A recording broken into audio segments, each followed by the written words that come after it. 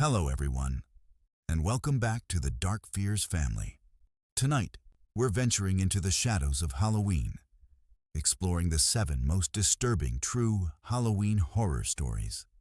Tales that will make you question what really lurks in the darkness. Have you ever wondered what happens when the masks come off and the night refuses to end? When trick-or-treaters vanish into thin air and the laughter of children turns into something far more sinister? Imagine this. A small, quiet town. Halloween night. Candles flicker in carved pumpkins, but in one house, a child hears whispers coming from the attic. Whispers that aren't human. Doors slam on their own. Shadows move where none should be. The family tries to leave, but the streets twist and change, trapping them in a nightmare that feels endless. These stories are not just legends. They're real. And tonight, Dark Fears family, you'll see just how terrifying reality can be. So grab your courage, hit that subscribe button, turn on the notification bell, and join us as we dive into the darkness.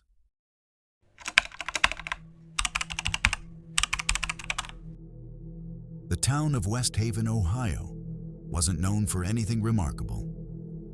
With a population of just over 3,000, it was the kind of place where the post office still closed for lunch and people left their doors unlocked. Every fall, the town came alive with Halloween spirit. Children dressed as monsters, parents walking behind with coffee cups, and porch lights glowing like embers in the fog. In 2004, Halloween fell on a Sunday. The sky turned a strange, burnt orange as evening settled. A thin mist rolled across the fields and drifted down the quiet streets. 9-year-old Evan Carter, dressed in a skeleton costume made by his mother, went trick-or-treating with 2 friends. By 7:30 p.m., he was last seen walking alone toward the far end of Elmwood Drive, near a row of old maple trees where the streetlights flickered weakly. Witnesses said he was laughing, running toward a house with a scarecrow on the porch. By morning, Evan was gone, and West Haven would never be the same. By 9 p.m., Evan's friends had gone home. His parents assumed he'd stayed out a bit longer. It was Halloween after all. But when the porch light burned out and the clock passed 10, panic set in. His mother, Kathy Carter, called every neighbor she knew. Nobody had seen him since he turned onto Elmwood. At 11:42 p.m., the West Haven Police Department was notified. Officers began a door-to-door search. The streets were silent except for the rustle of leaves and the hum of the distant power lines.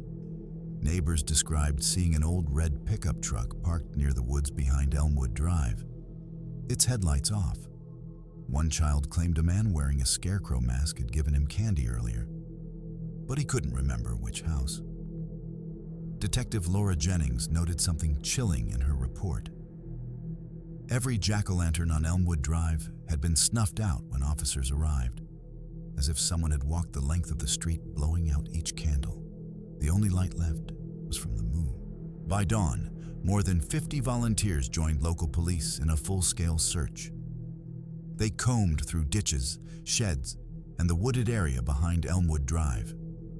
Dogs picked up a scent near the riverbank, but lost it within minutes. Investigators found a single black shoe, later confirmed to be Evan's, lying in the mud just 20 feet from the edge of the water. The mud around it was undisturbed. No footprints, no signs of a struggle. Detective Jennings requested assistance from the Ohio Bureau of Investigation.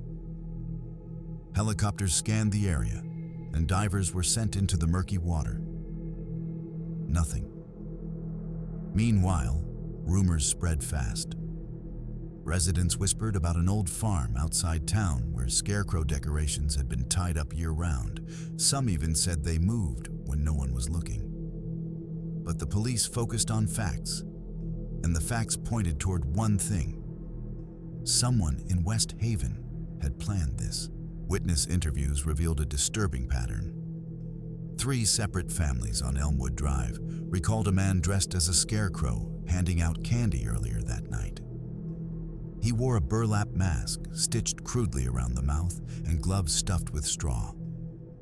His movements were stiff, unnatural. One parent said his voice was too deep, like he was forcing it. Another swore she saw flies buzzing around his hat. Police searched for anyone who fit the description, but no resident claimed responsibility for the costume. Local costume shops hadn't sold any scarecrow masks that season. Jennings ordered a sweep of nearby fields. They found the remnants of a scarecrow frame, wooden stakes, weathered rope, and scraps of burlap. But there was something else nearby. A trail of candy leading into the woods, each piece spaced neatly as if deliberately placed. It ended 50 yards in, beneath a large oak tree. Pinned to the bark with a rusted nail was a photograph of Evan Carter, taken earlier that evening. 2 days later, police discovered an abandoned camcorder near the same woods. The battery was dead, but the tape inside remained intact. When technicians restored the footage, it showed trick-or-treaters walking down Elmwood Drive. The timestamp read October 31st, 2004, 7:46 p.m. For the first minute, nothing unusual. Laughter, porch lights, candy. But at the 2-minute mark, the camera shifts. The lens catches a figure standing motionless behind a mailbox. The Scarecrow Man. He doesn't move, doesn't speak. The kids pass by, and then, in a single frame, his head turns toward the camera. The footage cuts to static. Detective Jennings later said the face behind the burlap appeared to have no eyes, just dark, hollow sockets. But the image was too distorted to confirm. When the video was released to the FBI for analysis, the original tape disappeared from evidence. A week later, investigators traced a clue from the truck sighting. A rusted 1969 red Chevy pickup was found on an abandoned farm 6 miles from town. The property belonged to Raymond Ellis, a farmer who vanished in 1982 after the mysterious death of his wife. Locals had long believed the land was cursed. No one had bought it since. Inside the barn, officers found Halloween decorations, old costumes, masks, and a rope. In 2005, nearly a year after Evan's disappearance, a sealed envelope arrived at the West Haven Police Department. No return address. Inside was a newspaper clipping dated October 31st, 1978, from a neighboring county. Headline: Boy missing after Halloween parade, last seen near Scarecrow display. Attached was a Polaroid photograph of a boy dressed as a skeleton, smiling with a candy bucket identical to Evan's. The resemblance was chilling. Fingerprints on the envelope didn't match anyone in the system. The writing on the note was shaky, aged, written in what appeared to be mud or ash. Detective Jennings requested the case be reopened as part of a possible serial abduction pattern linked to Halloween events across Ohio. But days later, the envelope itself vanished from evidence. In 2006, Officer Mark Hollis, one of the first responders on Evan's case, disappeared.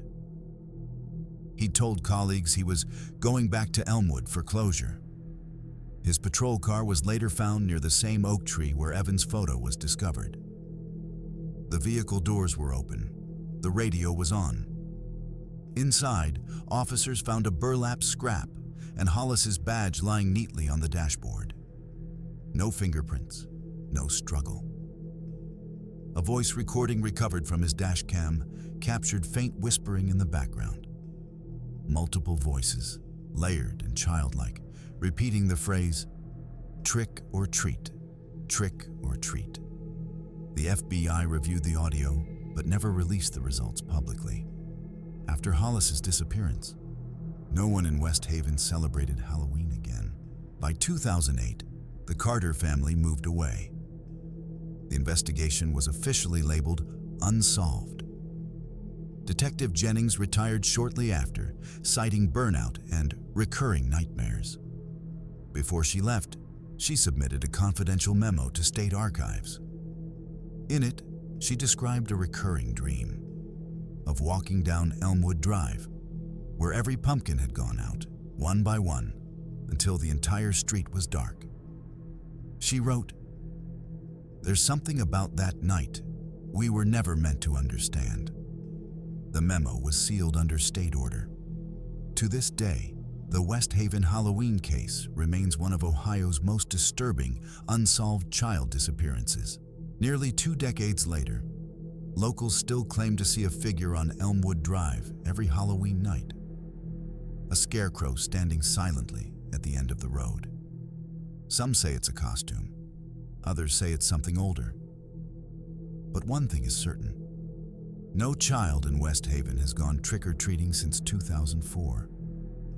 When the autumn wind passes through the trees, the sound it makes is faint but familiar, like small feet running through leaves, and a whisper calling from the dark, "Trick or treat." And then, silence.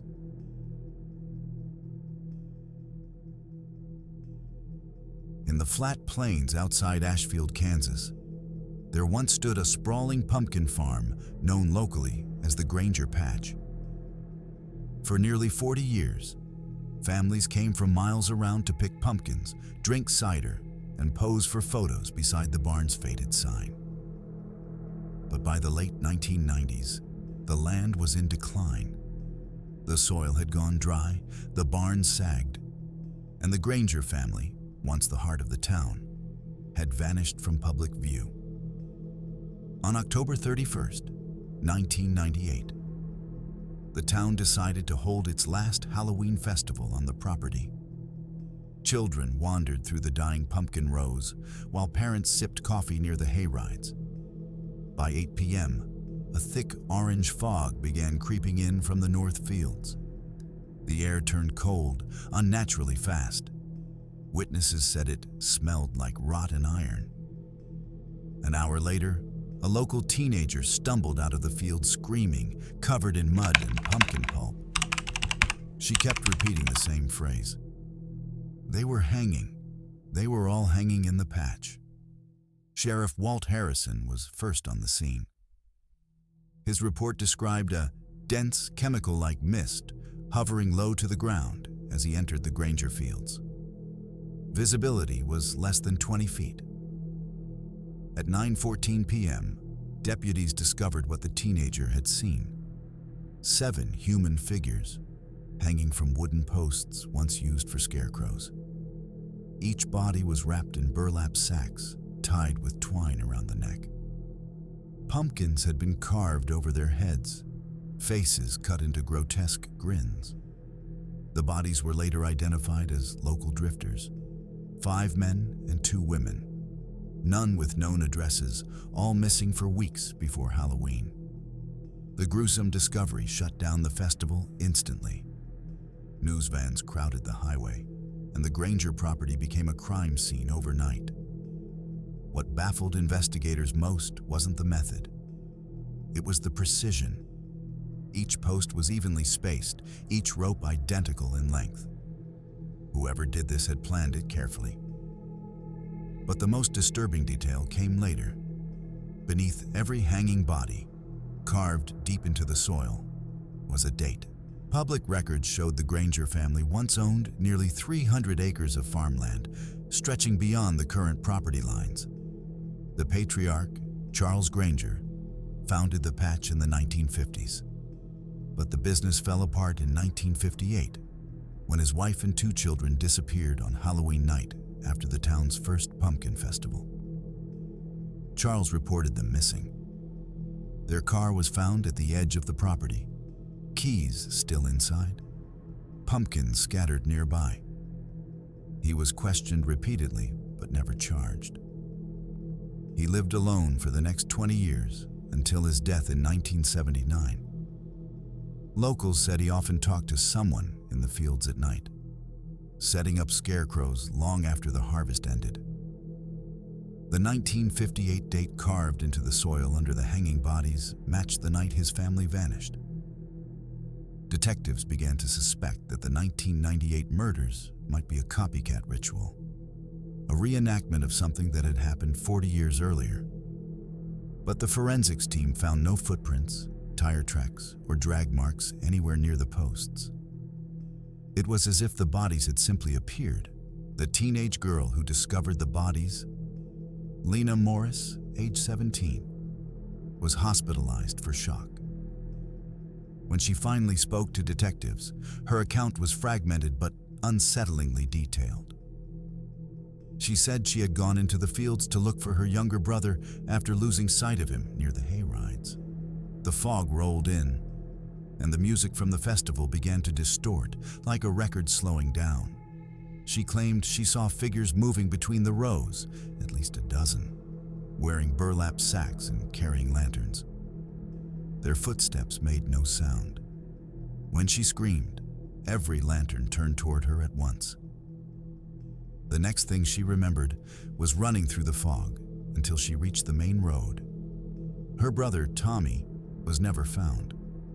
Investigators later examined Lena's shoes and found residue of pumpkin seed oil and decayed plant matter, consistent with the Granger soil, but oddly saturated, as if the ground itself had been bleeding.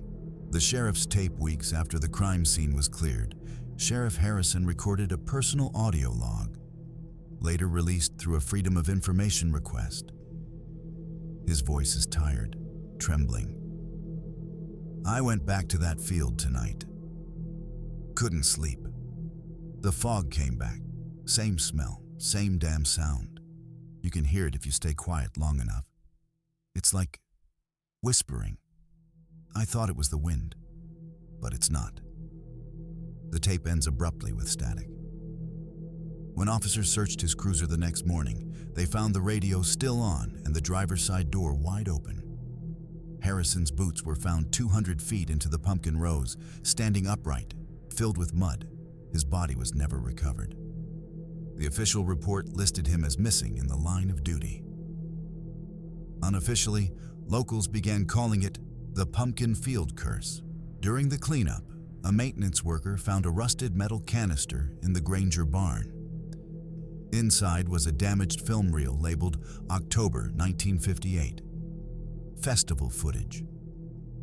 The film showed families laughing, kids playing, and Charles Granger handing out pumpkins.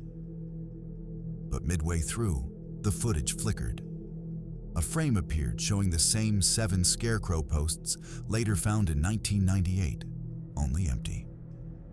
Then, for exactly 4 seconds, an image of a woman and 2 children bound in burlap appeared in the background. Film analysts couldn't explain the splice. The emulsion dated authentically to the 1950s. But forensic examiners later determined something else. The woman in the frame matched Helen Granger, Charles's missing wife.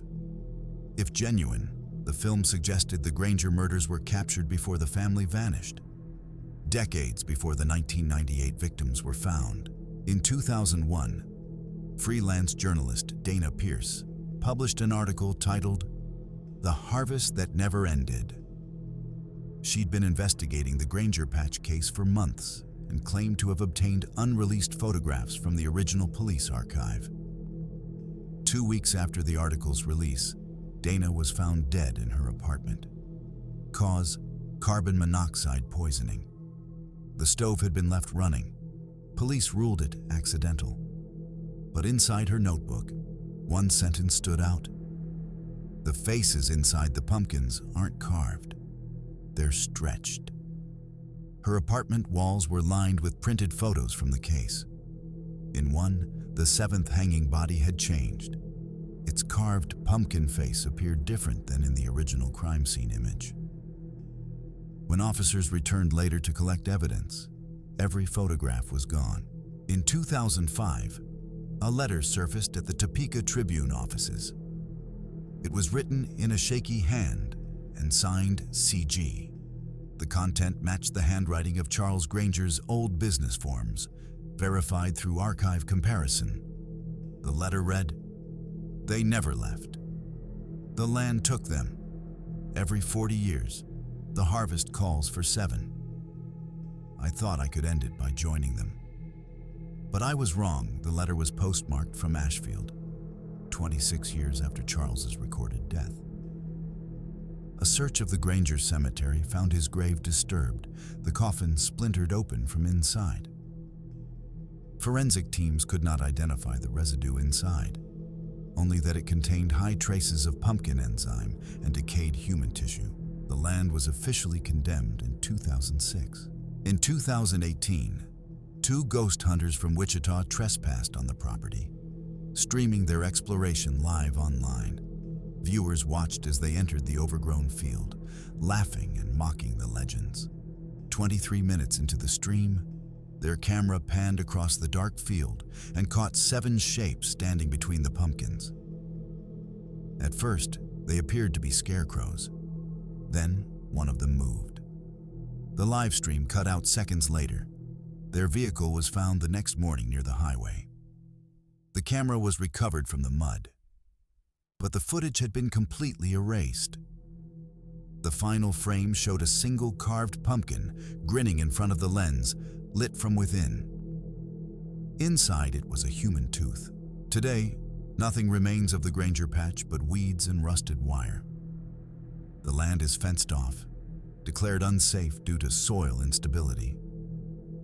Locals say no vegetation grows there anymore. Yet every Halloween night, faint orange lights flicker across the empty fields, like lanterns swaying in the fog. Older residents still refuse to drive that stretch of road after dark. They claim the fog has a sound, like whispering voices counting slowly from 1 to 7. No one has ever found out who recreated the murders of 1998 or why. But every 40 years, the fog rolls back across Ashfield, and some believe it's waiting for another harvest.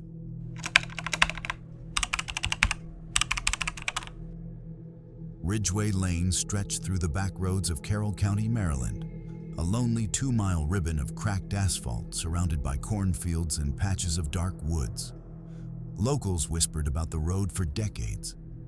Some said they'd seen a man with a lantern walking in the fog each Halloween night, his face hidden under a wide hat, his light swinging slowly as if searching for something lost long ago. Teenagers made it part of their Halloween dares. Drive the road at midnight and record what you see. Most just laughed it off. But on October 31st, 2012, that laughter stopped. Emily Harper, a 22-year-old student at Carroll Community College, vanished while driving home from a small costume party. Her blue Honda Civic was found at 5:47 a.m. the next morning. Engine off, headlights dim, driver's door open. Her black wig and fake vampire teeth lay in the wet grass beside the car. The passenger seat held her phone, flashlight app still faintly glowing, battery at 2%. The last signal placed her directly in the middle of Ridgway Lane, a dead zone with no nearby houses, cameras, or working lights. By dawn, search teams filled Ridgway Lane. Deputies, volunteers, and K-9 units combed through the dense cornfields and drainage ditches on both sides of the road. The fog lingered unnaturally long that morning, thick enough that officers could barely see 10 feet ahead. A deputy later wrote in his report, "It felt like sound itself was being swallowed.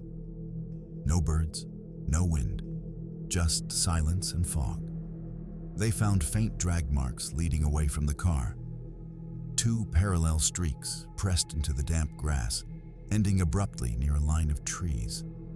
No footprints, no tire tracks, just impressions, as if something heavy had been pulled but then disappeared mid-motion. Emily's phone records showed her last call at 12:43 a.m. to her roommate, Angela. In the call, Angela recalled hearing Emily whisper, "Someone's walking ahead, with a lantern." Then static, then nothing. The call cut off. When investigators replayed the voicemail logs, they heard something else beneath the static. a low metallic scraping, rhythmic and faint, like metal dragging against asphalt. Later that day, a man named Harold Givens, who lived off a nearby farm road, came forward. He told detectives he saw a light around 12:40 a.m., a lantern or flashlight bobbing slowly along the road.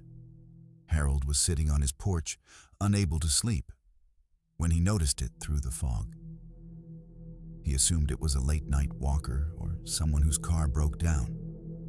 Then, he claimed, the light suddenly went out, followed by what he described as a woman's scream, distant, muffled, like from inside a tunnel.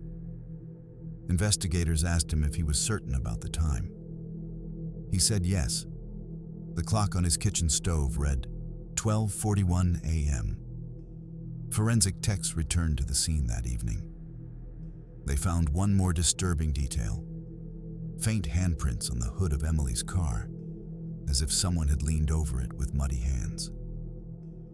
The prints didn't match Emily's or anyone in the system. They were smeared, elongated, almost distorted. That same night, the local power company reported a short electrical outage along Ridgeway's transformer line, lasting less than 30 seconds, at exactly 12:44 a.m. 2 days later, search dogs picked up a faint scent about half a mile from where Emily's car was found. The trail led into an overgrown cornfield bordered by barbed wire and an abandoned irrigation pump house. Inside the field, officers discovered a piece of torn fabric, the same color as Emily's costume dress, snagged on a rusted fence post. Nearby lay a lantern. It was old, maybe from the 1940s, covered in rust and filled with cloudy lamp oil. Lab analysis later confirmed the lantern had Emily's fingerprints on the glass, along with another set that couldn't be matched.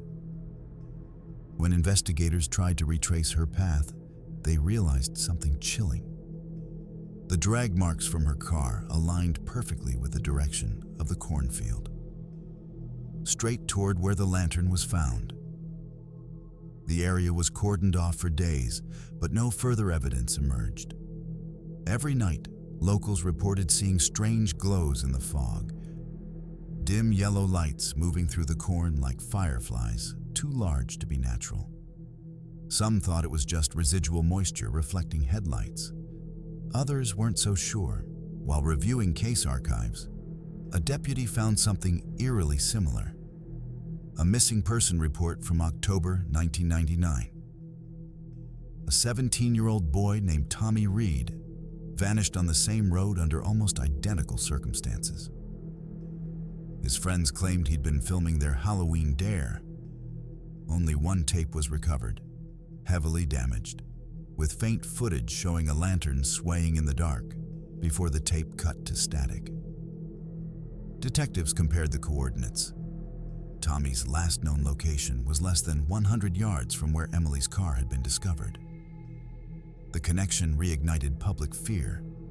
Reporters started calling it the Ridgeway curse. Forensic restoration of Tommy's tape revealed one more chilling frame: an image of what looked like a figure in the fog, wearing a long coat and hat, holding something metallic. The outline was faint, but undeniably human. Investigators wondered if Emily had seen the same thing Tommy did. A figure on the road, lantern in hand, waiting in silence for someone to stop.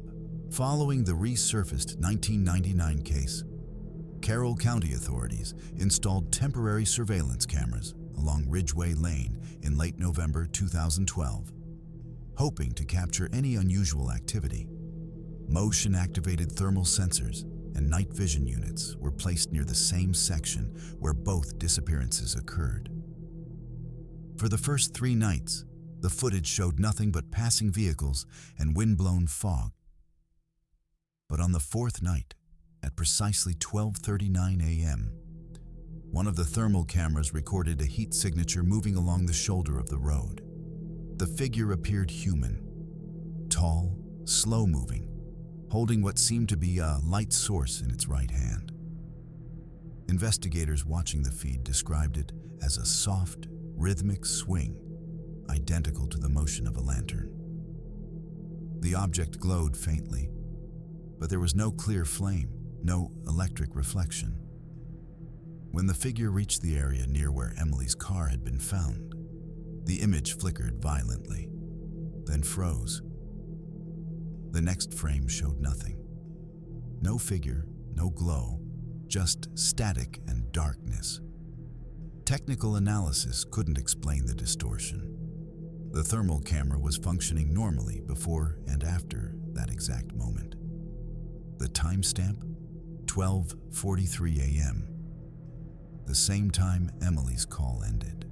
Detective Rachel Morin, lead investigator on the case, filed her internal report 3 days later.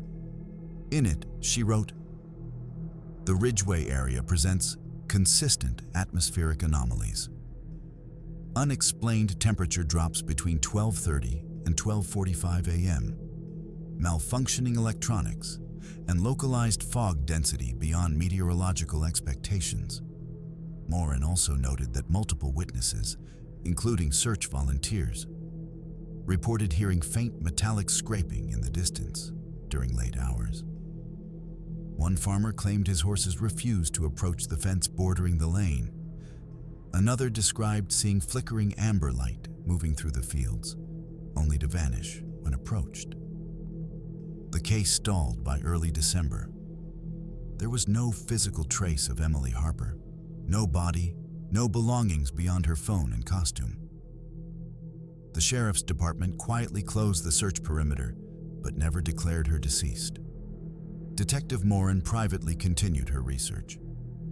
She learned that Ridgeway Lane was built over an old railway bed, abandoned in the 1930s after a collision killed a maintenance worker, a man known for carrying a lantern on his nightly rounds. Locals later called him the Lantern Keeper. His name was Samuel Dodd.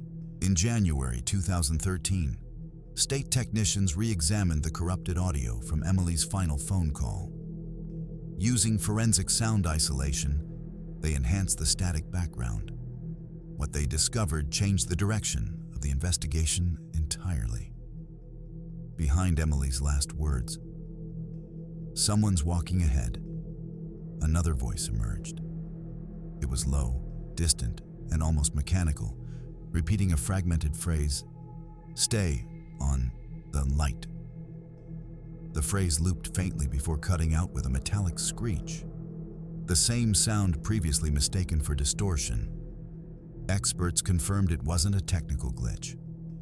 The frequency pattern didn't match any known source. No radio interference, no vehicle engine, no environmental noise. The discovery was never made public. Officially, the audio remained inconclusive. But off-record, one technician told a journalist, it didn't sound human. It sounded old. A week later, Detective Morin requested the full closure of the Ridgeway Lane section after midnight. The county approved the motion, citing ongoing safety concerns. On October 31st, 2013, exactly 1 year after Emily's disappearance, a local film student named Grant Miller returned to Ridgeway Lane to shoot a short documentary about unsolved Maryland mysteries. He arrived just before midnight with 2 friends, carrying a handheld camcorder and a small drone. At 12:41 a.m., his drone captured a single glowing orb moving along the road. The same swaying motion seen in the surveillance footage months earlier. Moments later, the drone feed cut to static. Grant's camera microphone picked up a faint scraping noise, followed by the sound of his friends shouting his name. He never uploaded the footage. The next day, police found Grant's camera inside his car, which was parked on the same shoulder as Emily's, headlights off, driver's door open.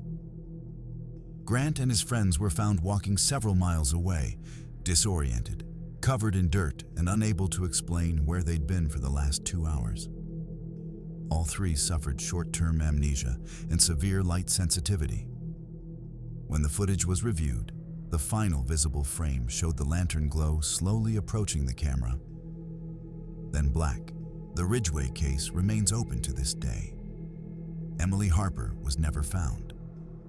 Neither was any logical explanation for the lantern's sightings, power surges, or synchronized timestamps. The road is now officially closed between midnight and 5 a.m. each October due to public safety risks. Locals say that if you park there on Halloween night and listen closely, you'll hear footsteps in the fog. Slow, heavy, dragging. Every year, a few thrill seekers ignore the warnings. Some return claiming they saw faint light in the mist. Others never come back. Detective Morin retired in 2018, but in her final interview, she said something that still haunts those who read the report. Every trace of evidence led back to that one moment, the lantern swing, the time 12:43, the silence afterward. Whatever took her, it's still there, waiting for the next traveler who stops to look. Ridgway Lane remains a place where Halloween never truly ends, where the past and present blur in fog, and the light that should guide you home might just lead you somewhere else entirely.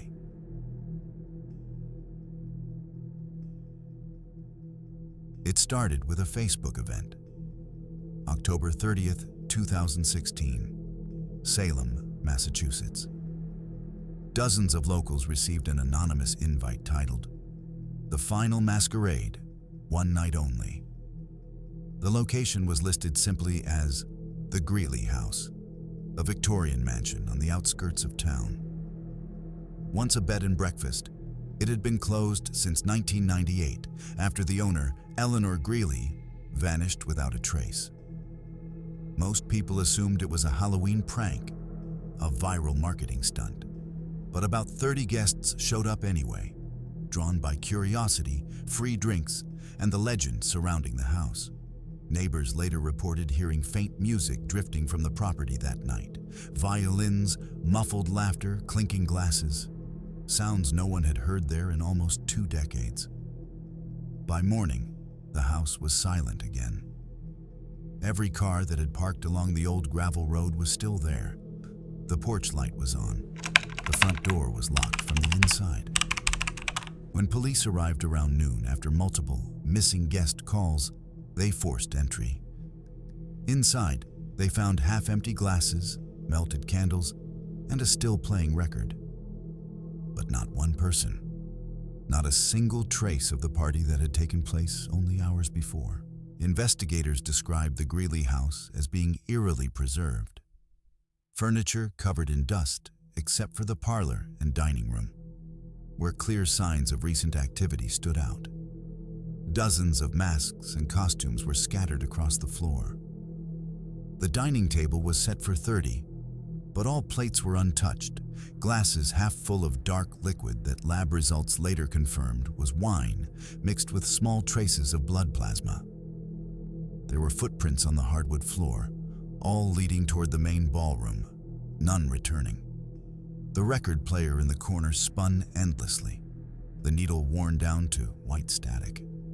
Detectives followed the footprints into the ballroom, where the floorboards appeared freshly polished. On the far wall, written faintly in condensation, were 4 words. "We danced until dawn." Thermal readings showed cold spots, the kind typically reported in hauntings. But this was a police scene, not a ghost hunt. Every exit had been locked from the inside. Cell phones and wallets belonging to guests were later found in a pile near the back door, as if left intentionally.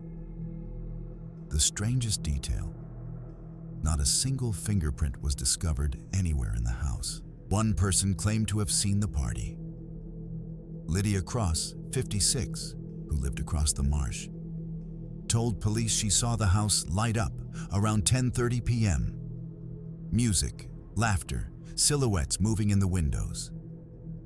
She said it looked alive again, just like the Halloween balls the Greeleys used to host decades earlier.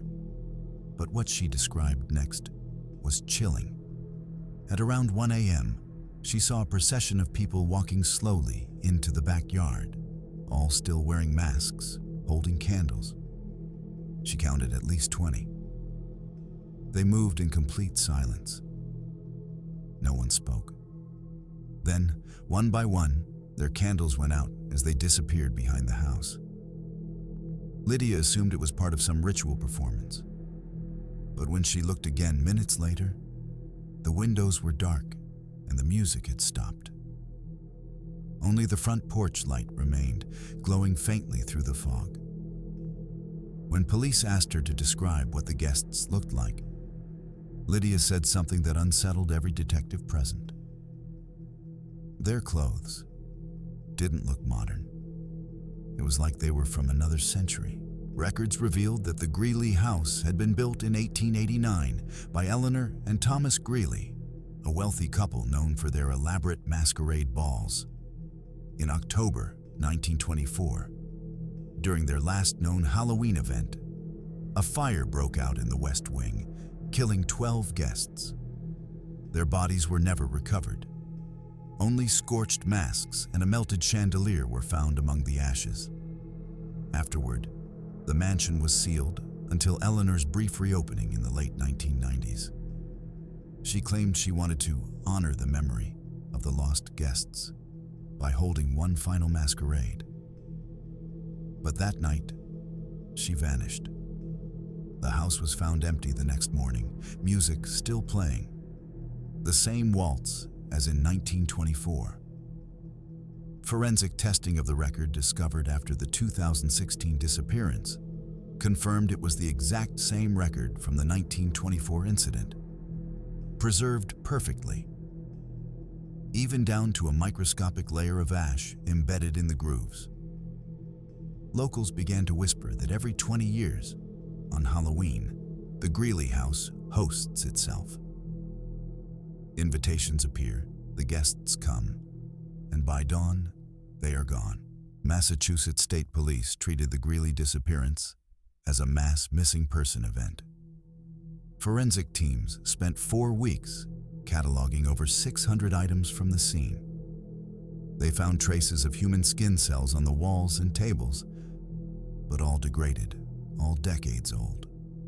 The DNA didn't match any of the 2016 guests. One particularly disturbing discovery was made in the basement. A row of old mannequins, each dressed in tattered evening wear. Initially dismissed as props, closer inspection revealed real human teeth embedded in some of the plaster faces. Forensic analysis dated the dental tissue to approximately the early 20th century. The mannequins stood facing a full-length mirror.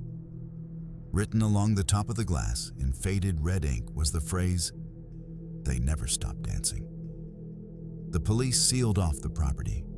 Despite the investigation, no one was ever charged, and no human remains were recovered. The Greeley case was quietly moved to the state's cold file archive in 2018. But for the officers who entered that house, the smell of candle wax and the faint echo of music never left their minds.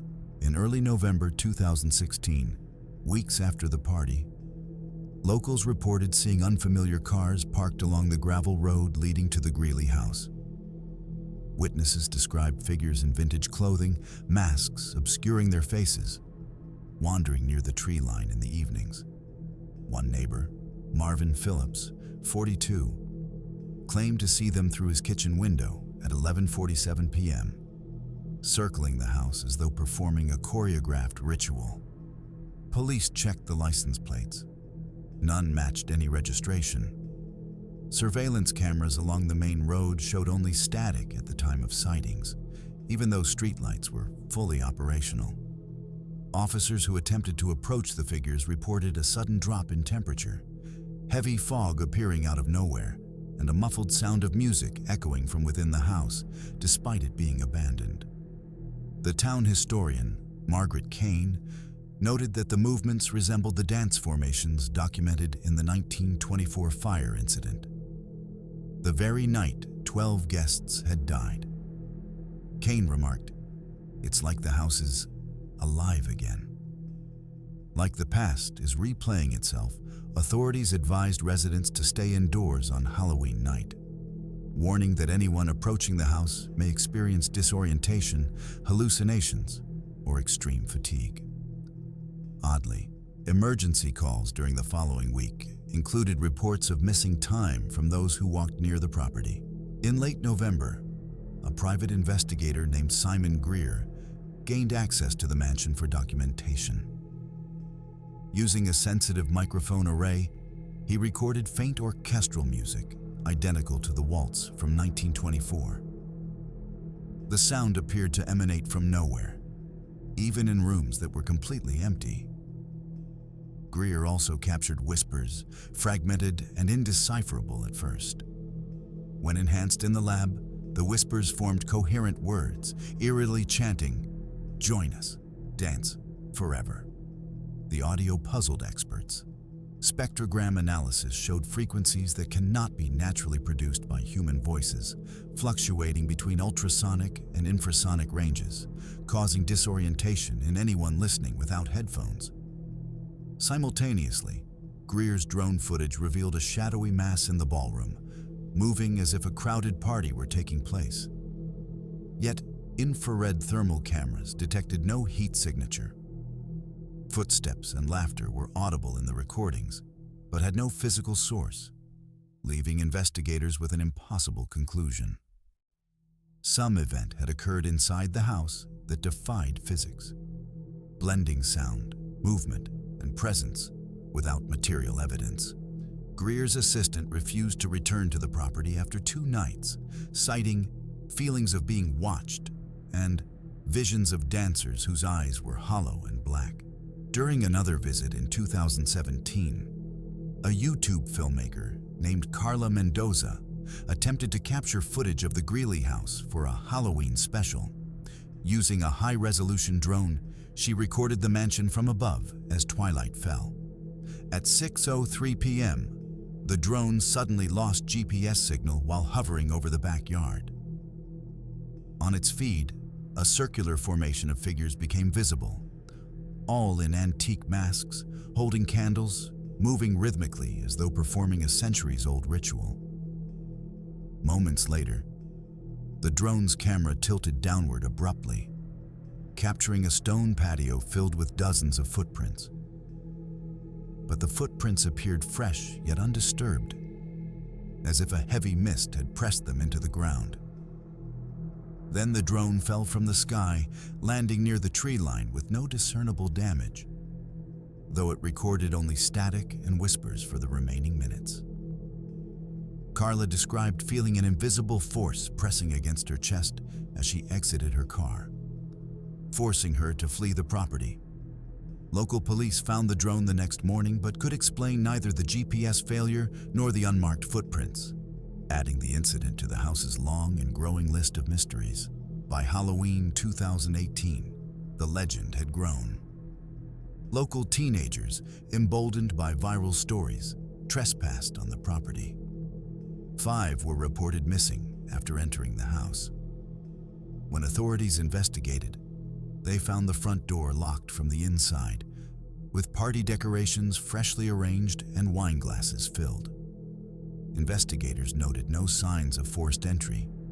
Cameras placed along the perimeter captured only the silhouettes of moving figures, but the frames were distorted as if by heavy fog or a heat mirage.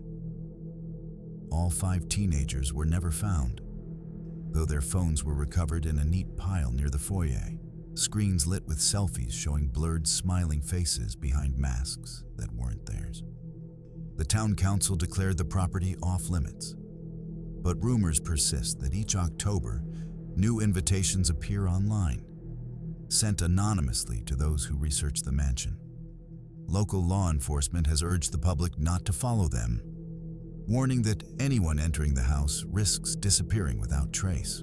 The Greeley house remains one of Salem's most chilling mysteries. Each investigation reinforces a terrifying possibility. The house is self-sustaining, replaying events from the past while drawing in the curious from the present. Guests from decades ago seem to echo in the shadows. their presence preserved in the music, footprints, and whispers that continue to manifest. No human intervention can account for the patterns, the locked doors, the vanished occupants, or the artifacts appearing exactly as they did decades prior. Historians and paranormal researchers alike describe the mansion as a temporal loop, where the dead and the living briefly intersect. Locals now warn, every invitation, every mention of the Greeley house carries risk. Those who enter may dance forever in an echo of the past. The mansion itself remains empty, yet alive. A warning that some places never truly forget Halloween.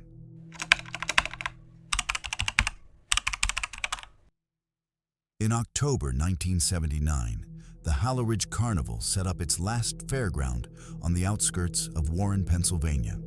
The carnival was small but notorious, a traveling troupe that appeared in rural towns for only a few nights each year. That October, rumors circulated that something was off.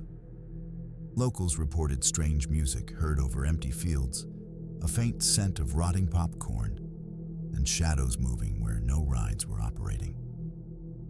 By midnight on October 31st, a group of teenagers from Warren decided to investigate. They drove to the abandoned fairground, drawn by curiosity and the thrill of Halloween. The gates were rusted and chained, but one appeared recently tampered with, allowing access. Inside, the carnival was eerily intact. Booths with faded signs, carousel horses frozen mid-gallop, and the Ferris wheel looming against the foggy sky. A wind blew through the empty tents, carrying a metallic, distorted carnival tune, as if a broken calliope were playing in the distance. Shadows seemed to move on their own, swaying with the fog. The teenagers recorded footage on a camcorder, but playback later revealed strange distortions. Figures in the frames that weren't visible when filming. By 12:15 a.m., one of them, Mark Daniels, noticed that footprints in the dust weren't human, elongated and misshapen, leading toward the center tent. When he pointed it out, the shadows seemed to shift direction, following their gaze.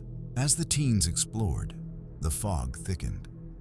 Their flashlights flickered sporadically, illuminating hand-painted signs with cryptic messages. The fun never ends. Stay for the last ride. The smell of popcorn and sugar lingered, yet every concession stand was empty, dusted with decades of grime. Mark's camcorder picked up audio anomalies, whispers and laughter that grew louder as they entered the main tent. Inside, they found rows of carnival masks, each carved in grotesque, exaggerated expressions. Some seemed to have dried stains, reddish-brown in color. One mask, hanging near the tent entrance, appeared to turn slightly as if watching them. Suddenly, the Ferris wheel lights flashed, and the entire carnival echoed with a low metallic clang, though no source could be found. One of the teens, Lisa Harper, swore she saw a figure dart behind the carousel, too fast to be human. Panic set in. They tried to leave, but the chain they had opened earlier had mysteriously fallen to the ground, now locked by some unseen force. Every step they took seemed guided. Footprints from before disappeared. The camcorder caught something unnatural, a shadow stretching longer than physics should allow, moving independently of any person. The teenagers decided to investigate the largest tent, its entrance adorned with faded letters spelling, "The Final Attraction." Inside, they found rows of seats facing a raised stage covered in torn velvet. Dust and cobwebs coated the entire area. The air was thick and cold, and the distorted carnival music seemed louder, now accompanied by faint footsteps on stage. A journal lay on a pedestal. Flipping it open, Mark found handwritten notes dated October 1932. The entries described a carnival that never closes, and performers who cannot leave until the show is done.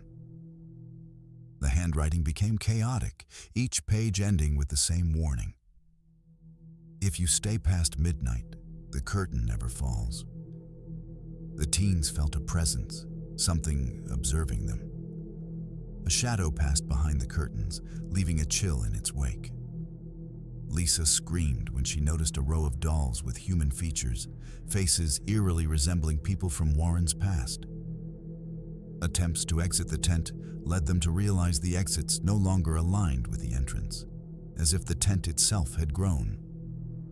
Footsteps echoed from behind, yet no one was visible. Panic escalated as they realized their own shadows were lagging, moving slightly behind their movements. As the teens attempted to exit the center tent, they realized the layout had shifted. The narrow pathways between booths now twisted and stretched, creating a labyrinthine effect. Every corner they turned brought them back to the same stage, as if the tent itself had a will of its own. Mark's camcorder recorded the distortion. Objects elongated, shadows moving independently, and reflections in the tent's mirrored panels that did not match reality. The air grew heavy, carrying a metallic tang. One of the teens, Jason Riley, touched a carnival mask on a display stand. The mask's eyes were warm to the touch, as if pulsing. When he pulled his hand away, the mask's expression had subtly shifted. The mouth slightly open, teeth sharper than before. Outside, the fog thickened, curling under the tents like a living entity. A faint, distorted laugh echoed, growing louder with every heartbeat. The group attempted to climb over a canvas wall to escape, only to find the material impossibly tall and dense, impervious to climbing or cutting. A shadow passed behind the canvas, revealing a figure in vintage carnival attire, holding a lantern that glowed with an unnatural green hue. The presence exuded weight and intention, moving silently as though hunting them through the maze. Panic overtook the group. Jason tried to call out to the others, but his voice seemed swallowed by the tent, echoing in strange, distorted patterns. One by one, they noticed a chilling fact. Their friend Emily had vanished. No struggle, no sound. Only a faint shimmer where she had stood, and her backpack lying neatly on the ground.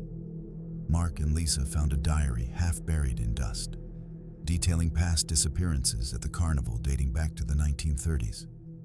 Each entry described guests lured by curiosity, only to vanish inside the tents, never to be seen again.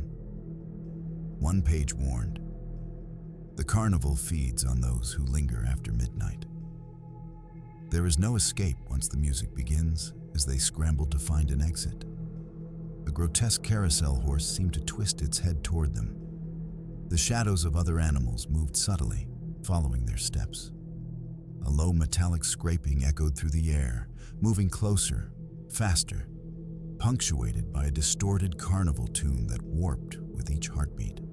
Mark recorded footage in terror, noticing on playback that Emily appeared intermittently in frames, her image flickering like a ghost, her expression twisted in fear, mouth silently screaming. Desperate, Mark and Lisa ran toward a faint light in the distance. The path led them to a smaller tent labeled the Fortune Teller. Inside, a dusty crystal ball glowed faintly, reflecting the distorted faces of the teens and the figure with the green lantern standing silently behind them. Suddenly, the lantern moved closer.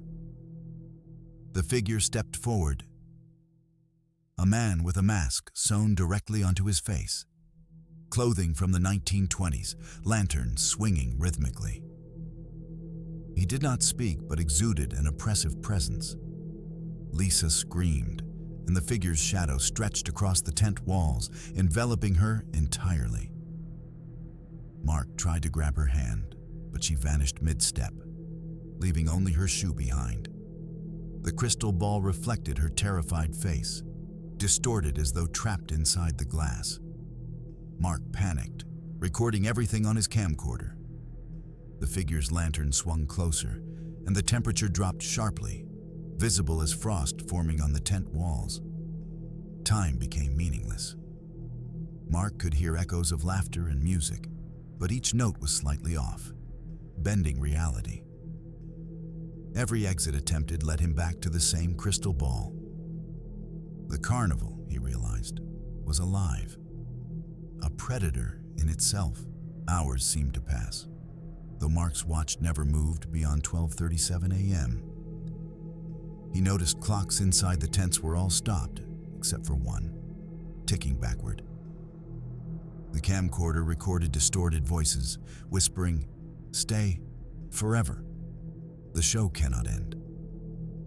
Outside, the fog was so thick that the carnival lights glowed dimly through a greenish haze. Mark realized he was walking in circles. The tents, rides, and booths shifted subtly with every step, preventing escape. The laughter became inhuman, layered and echoing from multiple directions at once.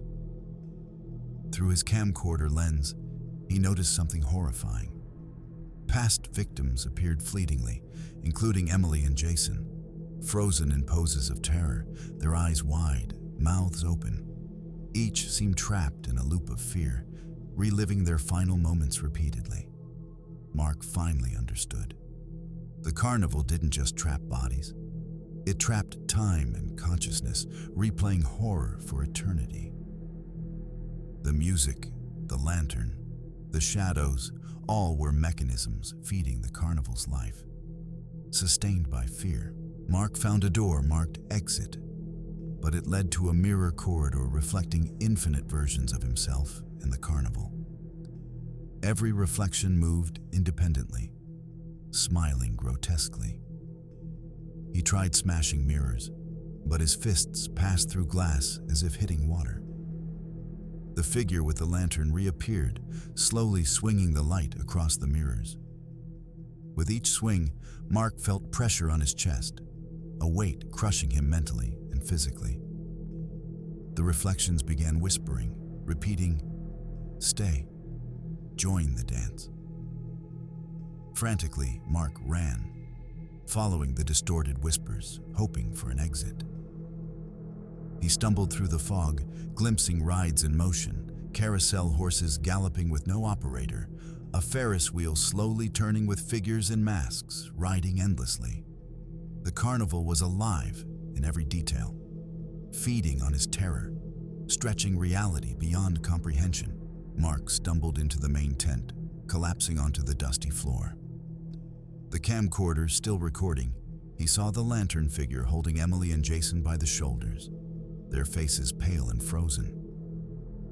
A carousel horse approached him, larger than physically possible, its eyes glowing red. Suddenly, the lights went out. When they returned, Mark found himself alone, the fog lifted, and the carnival silent. The exit gate stood before him, unlocked. Outside, dawn broke over the empty fields. His camcorder recorded only static and faint carnival music, no signs of Emily or Jason. The local police investigated but found no footprints, no evidence of struggle, no masks or lanterns.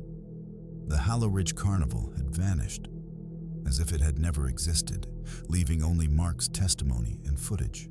Mark left Warren with a permanent sense of unease. The footage he captured was never released, deemed too disturbing for public consumption. Residents who remained in the area claim that every Halloween, music drifts across the fields, faint carnival tunes echoing in the wind, carrying whispers of those who vanished. The Hollow Ridge Carnival is classified as an unsolved temporal anomaly, a place where time, space, and reality warp to trap those curious enough to enter. Mark's final note to investigators reads, "The carnival doesn't want to end, and if you enter, it may never let you go." To this day, no trace of Emily, Jason, or the missing carnival guests has been recovered. The field where the carnival appeared remains empty, but locals advise, never follow music in the fog on Halloween night. Some attractions are eternal.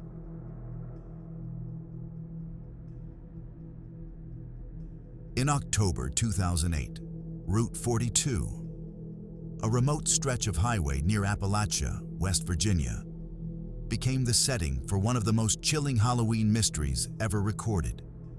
Locals long referred to it as the Lost Hollow Road, a narrow two-lane asphalt strip cutting through dense forests with few houses and almost no lighting.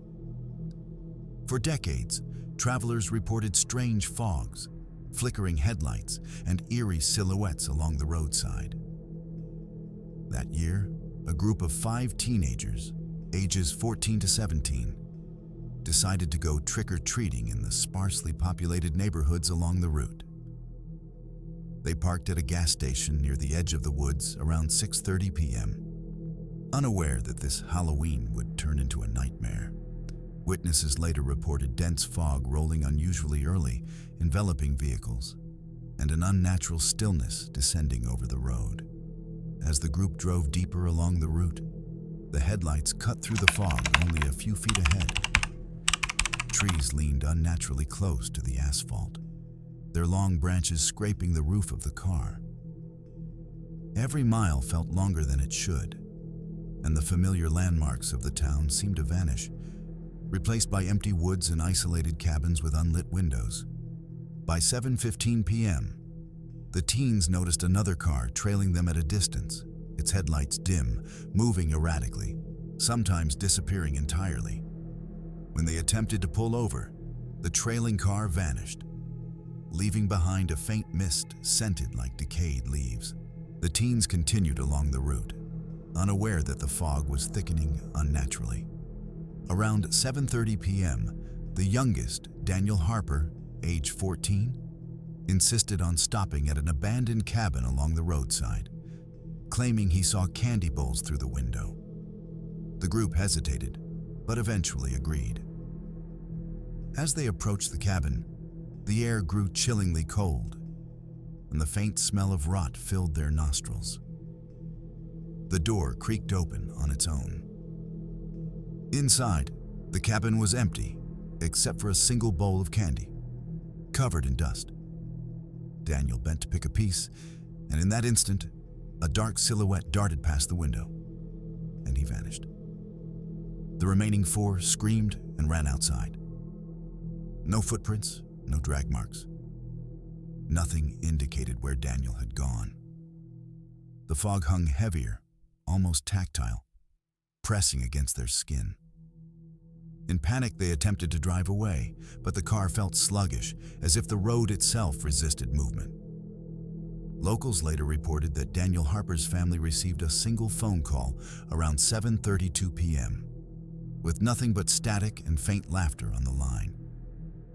The call disconnected before anyone could respond.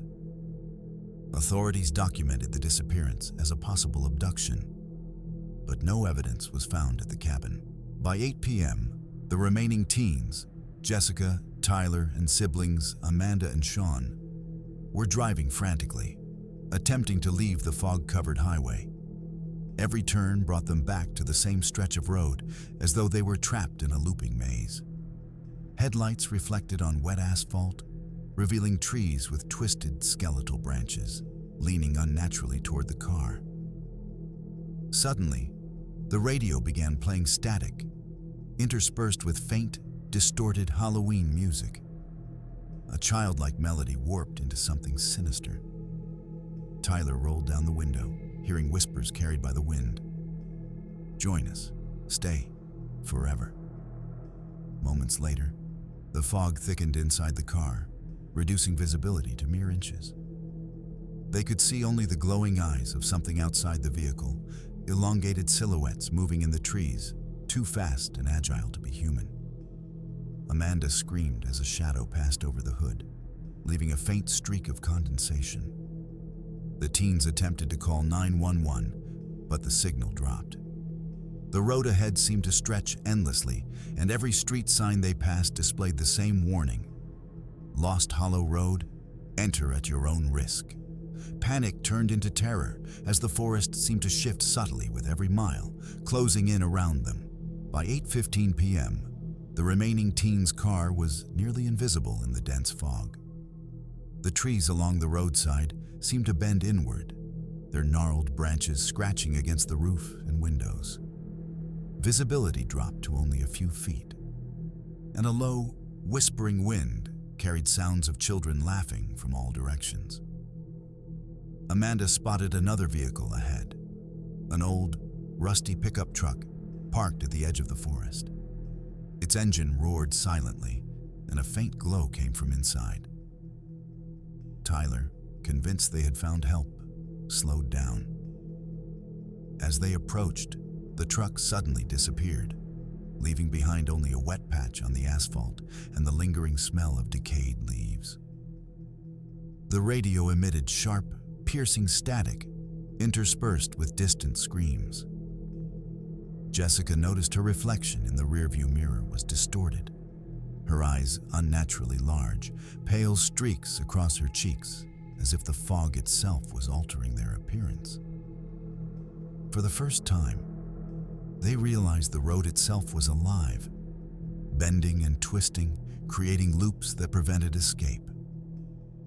Every mile they thought they had traveled brought them back to the same gas station, now eerily deserted and illuminated only by a flickering streetlight. At 8:45 p.m., a passing trucker noticed the abandoned vehicle of the teenagers parked at the roadside, engine still running, doors unlocked.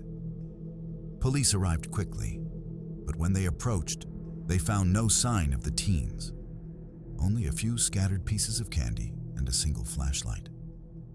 The fog had dissipated slightly, revealing a stretch of road without tire tracks or footprints, as if nothing had happened.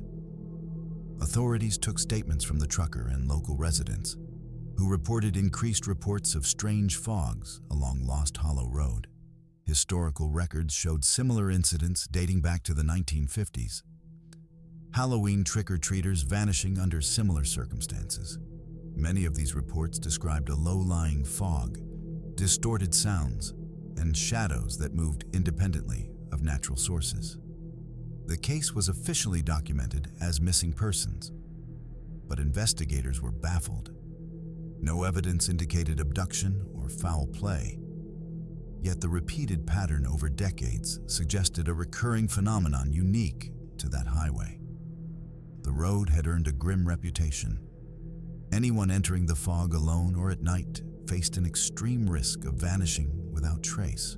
Over the following weeks, locals came forward with accounts of strange occurrences on Lost Hollow Road. Old man Samuel Cross, a resident since 1943, recalled seeing his younger cousin vanish one Halloween evening. "He ran into the fog chasing a dog," Samuel said. "When I went after him, the fog swallowed him whole. He never returned." Others described figures standing in the road, silhouetted against the fog, yet when approached, they vanished instantly. One teenager claimed that the trees themselves seemed to shift position, their roots stretching across the road to block passage. A retired state trooper noted that on several occasions, patrol cars reported instruments malfunctioning when driving through the fog, including radios and GPS, leaving officers completely disoriented. By Halloween 2010, at least 12 disappearances had been documented along Lost Hollow Road under similar conditions.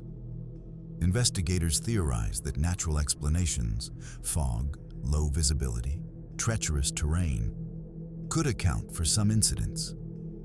However, the recurring spectral patterns, human silhouettes, and unexplained disappearances suggested something beyond conventional understanding. On October 31st, 2012, another teenager, Hannah Miller, age 16, drove alone along Lost Hollow Road. Neighbors reported seeing her headlights suddenly vanish into the fog, followed by a piercing scream. Authorities responded immediately, but when they reached the location, her car was gone, leaving only skid marks abruptly ending in thick fog. Investigators found a camcorder later, discovered in a ditch nearby. Playback revealed static and faint silhouettes, along with distorted audio of Hannah calling out. her voice occasionally merged with older voices from past disappearances, suggesting some form of residual echo. Law enforcement attempted to set up patrols and warning signs. But by the next Halloween, reports of strange lights, shadows, and sounds continued. Some witnesses claimed the fog could trap cars in loops, making it impossible to leave the highway once it thickened. The road seemed to have a mind of its own, guiding travelers toward an unknown destination within the forest. By 2015, the state began collecting historical reports, documenting over 50 disappearances along Lost Hollow Road since the 1950s. Patterns emerged. All occurred on or near Halloween, in dense fog, with teenagers or young adults traveling alone or in small groups. Many reported sounds of children laughing, distorted music, or whispers just before the disappearance. Local folklore suggested the fog was inhabited by spirits of previous victims. A Halloween curse that lured travelers into the woods. Scientific attempts to explain it, atmospheric anomalies, heavy fog conditions, optical illusions, accounted for some, but witnesses consistently reported physical interactions with unseen entities, objects moving, and the road shifting as if alive. By now, the highway had a grim reputation among residents. "Do not drive Lost Hollow Road at night on Halloween" became a warning passed down generations. Yet thrill seekers continued to test it, some vanishing, reinforcing the legend's ominous reality. On Halloween 2017, a group of paranormal investigators attempted to document the phenomenon. Armed with cameras, GPS trackers, and audio recorders, they entered the fog around 11:30 p.m. Within minutes, their GPS devices malfunctioned, radios emitted distorted childlike laughter, and shadows appeared to move independently of anyone present. The team reported one member, Liam Hayes, disappearing while attempting to record a silhouette in the trees. Video footage later recovered showed him walking calmly into the fog, then vanishing as the mist swirled violently around him, almost as if the forest itself had swallowed him. The remaining team fled, leaving equipment behind, some of which later returned to its original location mysteriously intact, though recording static and faint whispers of those lost. Authorities reviewed the footage, unable to explain the looping shadows, shifting fog, or the absence of physical evidence, reinforcing the road's reputation as an unsolved temporal and spatial anomaly. Lost Hollow Road remains closed to night travel on Halloween by local recommendation, though legally accessible. Investigators, residents, and families of the missing all report that the fog continues to appear predictably every October 31st, thick, unyielding, and seemingly alive. Some speculate the highway is haunted by the spirits of its victims, drawing in the curious and the reckless. Others believe an unknown natural or temporal phenomenon is at work, trapping individuals in a looping dimension within the fog. Regardless of explanation, the disappearances continue to haunt Appalachia's small towns, a chilling reminder that some Halloween horrors are not fictional. Authorities advise, if you see fog on Lost Hollow Road, do not enter. Even the bravest may vanish without a trace, joining the legends whispered in every Halloween tale along the Appalachian Hills.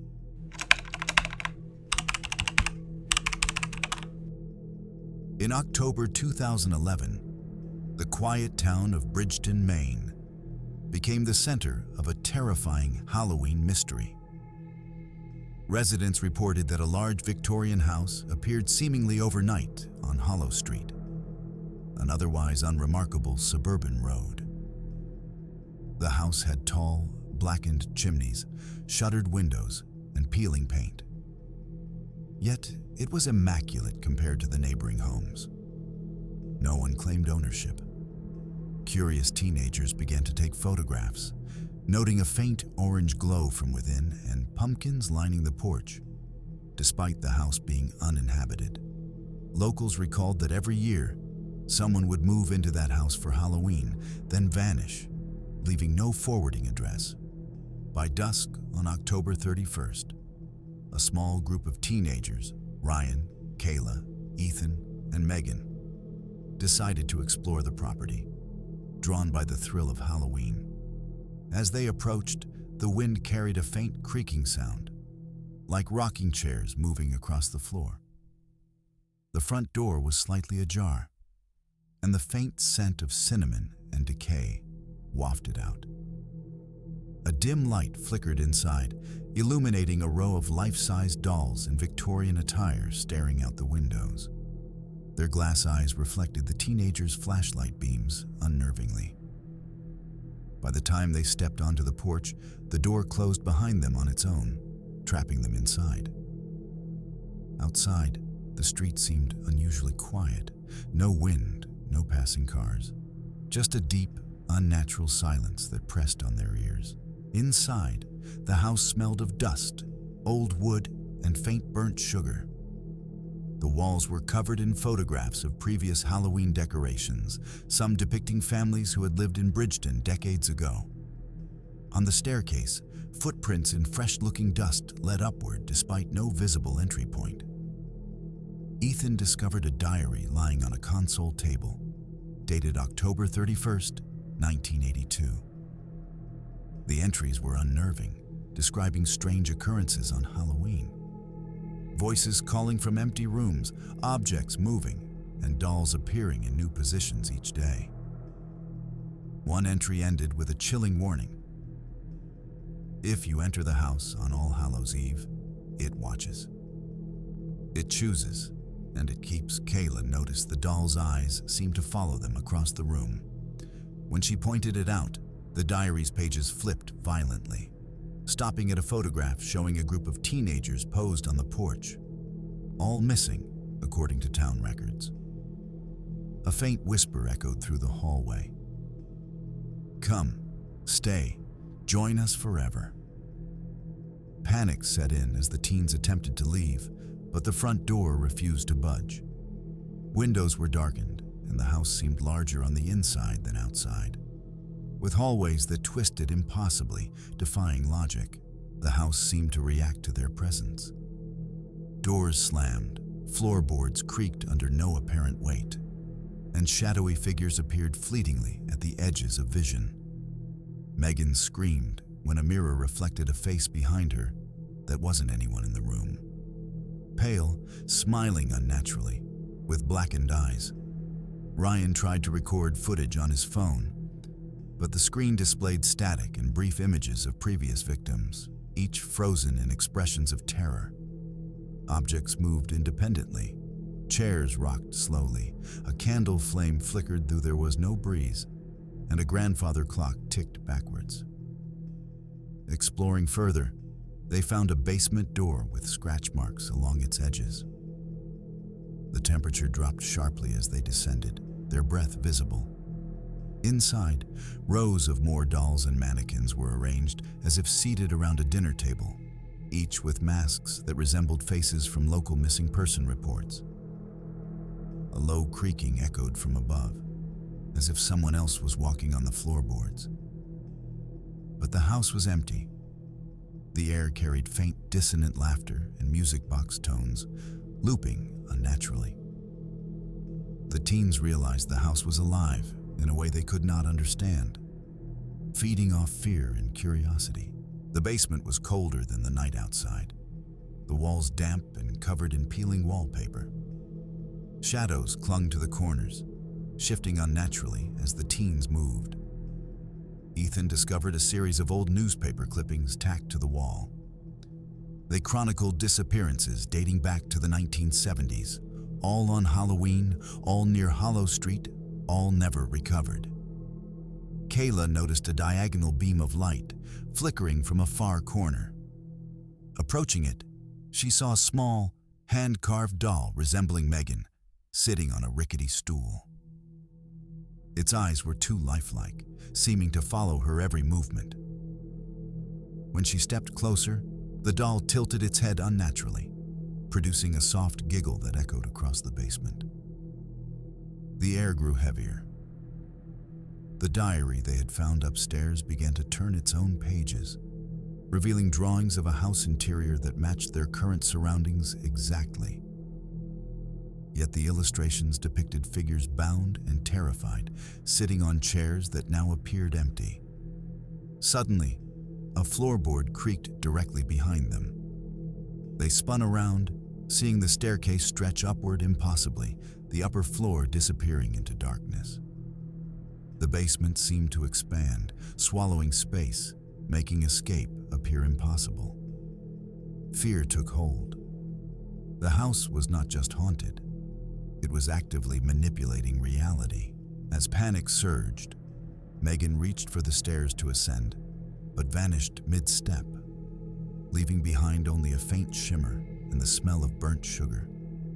The remaining teens screamed, running deeper into the basement.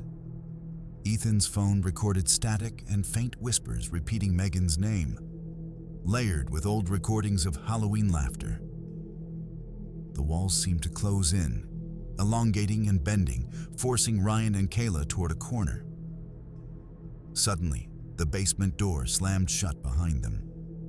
Footsteps echoed, but no one was visible. The dolls on the floor appeared to turn slightly, facing the teens as if watching. Kayla stumbled upon a small cabinet containing a photo album. Each page depicted previous visitors to the house, smiling on the porch, unaware of the fate awaiting them. A post-it note read, "The house collects memories. Some never leave." By the time they found the stairs again, the upper floor had shifted position, leading to a hallway that had not existed moments ago. The house had fully revealed its unpredictable and malevolent nature, and it was clear that curiosity alone could be fatal. Finally ascending the twisted staircase, Ryan and Kayla entered an upstairs hallway lined with doors, each slightly ajar. Through one door, faint orange candlelight revealed a figure sitting in a rocking chair. Its head slowly turned, a mask stitched to its face, resembling Megan. The house seemed to pulse with their fear. Hallway walls subtly shifted when they tried to measure distance. Doors moved closer or further apart, as if leading them toward some inevitable fate. The whispers grew louder, coming from all directions at once, overlapping past and present voices. Inside another room, they found more dolls, each wearing clothing identical to their own. Ryan noticed scratches on the floor spelling out names, victims spanning decades, written in deep gouges. The message was unmistakable. "We are collected. You will join us." As they tried another door, it led them back to the basement, despite climbing an entire flight of stairs. The house was now a labyrinth, warping dimensions and trapping them in an endless cycle.